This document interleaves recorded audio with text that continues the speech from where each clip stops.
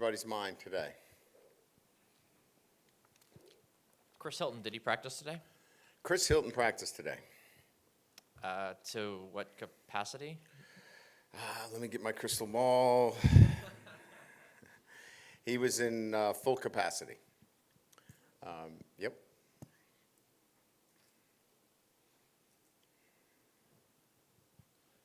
We didn't see Jordan Allen on the trip to Fayetteville, and he was out on the availability. Yeah, report he's yesterday. dealing with a kind of a turf toe injury right now. So, those injuries, as you know, we're talking about,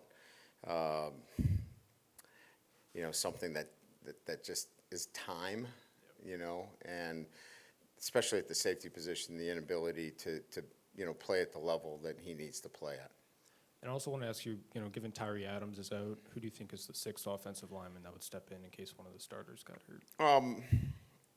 Bo Bordelon would be the next guy, depending if it's a tackle or guard. If it's a guard, Paul Mubanga would go in. So it's really depending on what that position is. So it's kind of 6A, 6B, depending on what the situation is.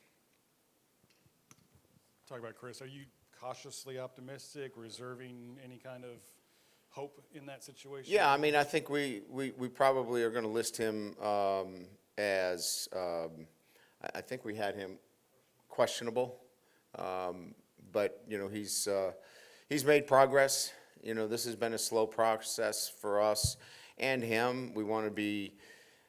I think more than anything else, you don't bring a wide receiver back after this long out unless he's properly conditioned, because then you go pull a hamstring, right? It's not the leg anymore, and we're not concerned, and he's not concerned about the leg. This is much more about a conditioning element relative to soft tissue more than anything else. So, we think we're in a pretty good position here. Now this is just getting him, game ready. Watching their run game and Le'Veon Moss, what do you see in him? Some of the tape that I saw, the big plays, right, that we saw your defense susceptible to early in the year. What do you see in their run game, and how confident are you that you guys have shorn some of those things up?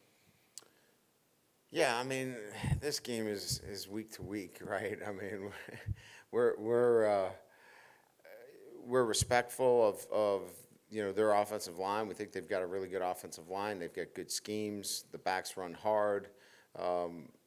But we feel like what we do defensively is really sound and fundamental, and we just need to continue to be who we have been and not be susceptible. Really good running game. The back is sturdy and physical.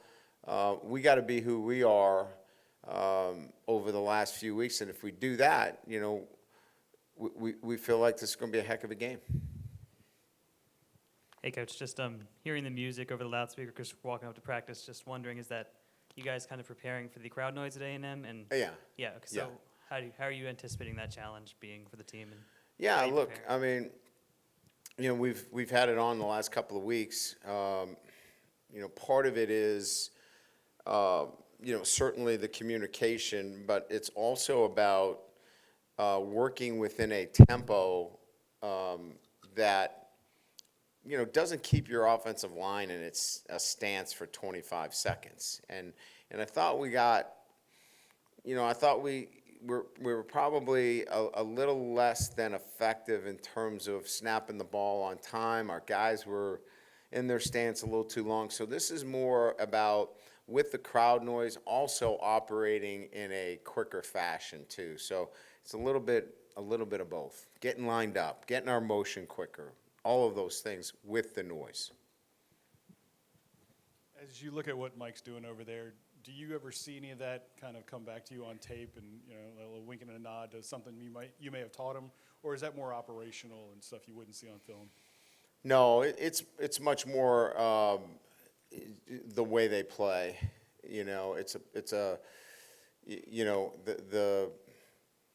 The back end is a lot more familiar to me than the front. The front, they do some things that are a bit different than he did when he was at Notre Dame. but that's typical, you're gonna fit it to your personnel. We didn't have some of those dudes that he's got at Notre Dame.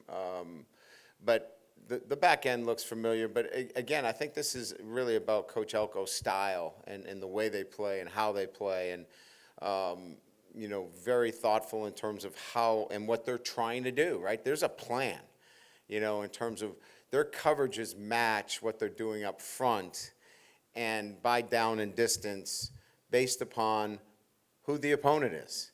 Each week, there are different coverages matched with the fronts based upon who they're playing. This is not a cookie cutter approach. This is against Mississippi State, we're going to do this. Against Arkansas, we're doing this. Against Notre Dame, we're doing this. And that's, the style of a coach who, clearly knows what he's doing.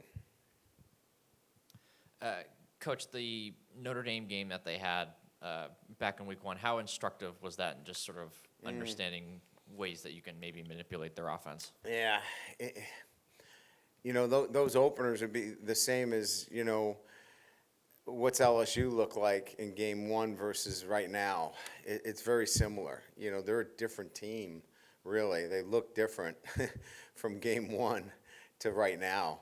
So, I mean, you glean a couple of things here and there, but it's a body of work that you're looking for, and in particular, what do they look like the last few weeks? And, they were impressive against Missouri.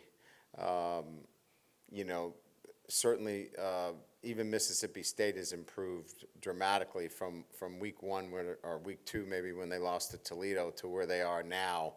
So teams just get better. And so you kind of have a tendency to look towards the last few weeks to get a better read on teams.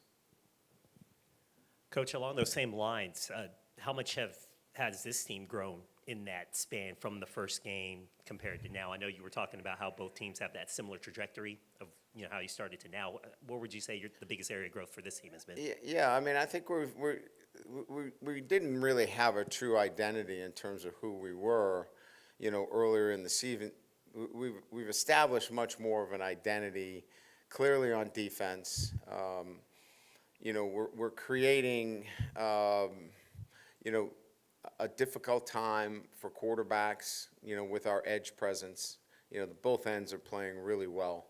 Our linebacker is extremely active. The tandem plays well together. We're getting plays at the safety and cornerback position. So, defensively, we're getting off the field. So, that clearly is an identity of a defense that is keeping the points down, eliminating the big plays, and getting turnovers. So clearly identity is being driven, by that play at those 3 levels. On the offensive side of the ball, I think the thing that stands out is that, the quarterback, when he needs to make plays in the toughest times, he's making plays. I mean, he's a playmaker. So you got a playmaker quarterback. You got receivers that are difficult to defend because you've got a number of them, including a tight end. And then an emerging back and Caden Durham, who's really helped our running game. So, those pieces are kind of, coming together at the right time as we work our way through the season.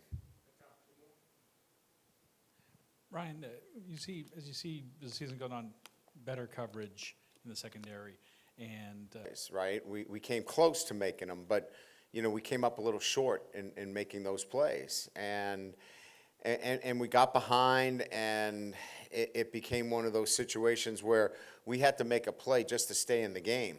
Now we're making plays, and it's really changing the complexity of the game. So I think confidence breeds itself when you start making plays, and those guys are playing with a lot of confidence because they've made a lot of plays recently, and it builds their confidence, and they play with a bit of a swagger now. Do you take any time this week to talk about the focus on just this weekend and not what the potential of this weekend could mean down the road? Oh, yeah. I just spent 10 minutes talking about it, I guess. You must have heard me. Was I loud? Yeah, I mean, you got to go to Texas A&M. You got to go into that stadium in front of 127 million fans, and you got to go take something from them. And they're not going to give it to you. You got to go take it, and that requires an incredible desire and a want to. And you don't want to sit around all next week when you don't have a game and have any regrets. So you got to lay it on the table. And